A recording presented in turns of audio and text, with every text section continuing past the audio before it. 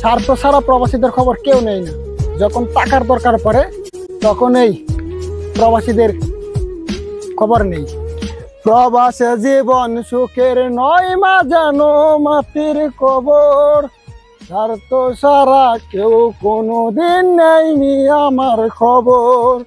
মাগো স্বার্থ ছাড়া কেউ কোনোদিন নেয়নি আমার খবর। আসলে প্রবাস মাটির কবর।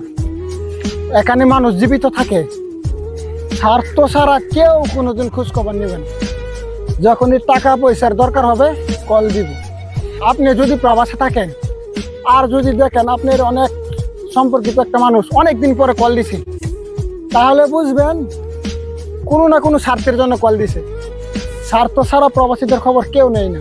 যখন টাকার দরকার পড়ে তখন এই প্রবাসীদের খবর নেই। এটা বাস্তব।